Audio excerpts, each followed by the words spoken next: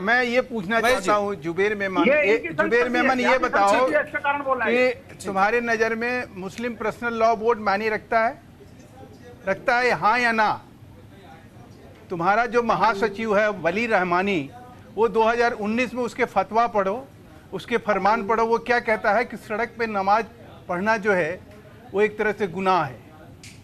तुम एक मौलाना हो, पढ़े लिखे हो, तुम शरीयत के जानकार हो, और तुम आईना दिखाने चले हो विनोद बंसल जी को, तो तुम्हें दर्शक क्या समझ रहे होंगे? दूसरी तरफ सुप्रीम कोर्ट ये कहता है कि तुम कोई भी नमाज अदा करोगे या कोई भी धार्मिक अनुष्ठान होगा, उसका परमिशन लिया जाएगा। अब कह रहे हो तुम कि भाई तुम जो है कांवड़ जब चलाते हो तो कांवड़ क्यों चलाते हो? कांवड़ चलाने पे तुम्हें आपत्ति है, तुम्हें जलन होती है? तुम इस देश में रहने वाले, तुम हिंदुओं से नफरत करने वाले मौलाना हो। तुम्हारा मतलब क्या है ये कहने का? कांवड़ जो है बकायदा अनुमति लेके कानून व्यवस्था के तहत चलाई जाती है, प्रशासन उसके लिए बजट आवंटित करता है और सिक्योरिटी भी लगती है। तुमने कभी सोचा कि अगर ये नमाज सड़कों पे हो रहा है और बम विस्फोट हो जाए, फिर तुम लोग क्या करोगे? तुम कहोगे कि देखो मोदी और योगी सरकार जो है मुसलमानों को मारना चाहती है। तो तुम इस देश में खाते पीते हो, रहते हो यहाँ पे, और तालिबानी सोच के साथ तुम संविधान का अपमान करने चले हो। एक टीवी पे बैठ के तुम जिस तरह के बकवास कर रहे हो अभी, इसका मतलब क्या है जानते हो? कि तुम्हारे जैसे व्यक्ति दंगा फसाद कराने की कोशिश करते हैं। तुम मौलाना के नाम पर देश में क्या कर रहे हो? देश के संविधान का अपमान कर रहे हो, तुम शरीयत का अपमान कर रहे हो, तुम मुसलमान और इस्लाम का अपमान कर रहे हो। अब सुनिए ना, आप सुनिए, मेनन साहब सुनिए, जब आप बोल रहे थे मैंने आपको बोलने की आजादी दी। आपने जितने सवाल उठाए मैंने सब नोट किए, उनका जवाब आपको मिल रहा है। आपने सवाल, ठीक है महेश जी, बात करते हो पाकिस्तान, ठीक है महेश जी, पाकिस्तान वाली सोच से बाहर निकलो, ठीक है महेश जी, बात करोगे तो समझ में आएगा। तुम्हारा वली रहमानी से जाके बात करो ना।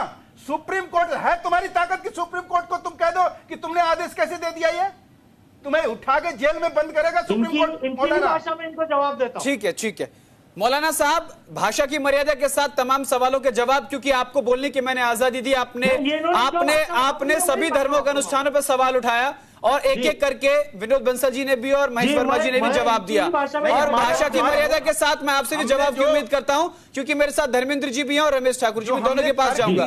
ठीक है मैंने साहब, ठीक है। शरीयत के हिसाब से भाजपा के प्रवक्ता ने बात कही कि मेरे को कांवड़ यात्रा से तकलीफ है, मैं इस देश में खाता हूं।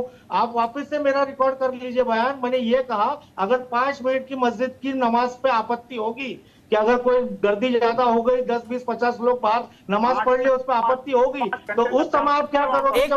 एक तो मेनन साहब आप बात नहीं समझ रहे हैं, ऊपर से कह रहे हैं नमाज से आपत्ति नहीं है, ये देश सबका है। विनोद बंसल जी ने भी यही बात बोली, नमाज से आपत्ति नहीं है। हम लोग कह रहे हैं कि तुम कानून को नहीं फॉलो करते, कानून को फॉलो करो और नमाज पढ़ो, क्या दिक्कत है?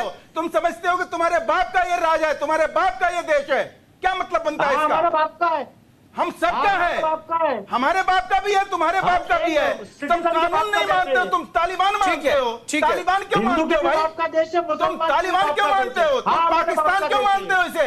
तुम पाकिस्तान मानते हो, तुम पाकिस्तान मानते हो, हम हिंदुस्तान मानते हैं। चलिए ठीक है मेनन साहब, ठीक है बिल्कुल सही है। ये देखिए इसकी भाषा की मर्यादा। ठीक है, आप जवाब दीजिए मेनन साहब। हिंदू और मुसलमान से पहले तुम एक भारतीय हो, हिंदुस्तानी हो, मुझे गर्व होगा तुम्हारे जैसे मौलाना पे। पाकिस्तान भेज रही है तुम्हारे जैसे मौलाना पे हमें छाती फुला के। तालिबान सुनिए मेनन साहब सुनिए, भारतीय हो। महेश जी इसको सुनाइए, ये भाजपा के प्रवक्ता को सुनाइए। बिल्कुल हम कहेंगे भाई, नहीं हूँ, बिल्कुल कहेंगे उनको, बिल्कुल कहेंगे। मेनन साहब आपने जितने भी सवाल उठाए उसके जवाब बंसल जी ने, महेश जी ने, दोनों ने दिए। अब आप संभाल नहीं पा रहे हो जवाबों को, तो भाषा की मर्यादा की बात कर रहे हो।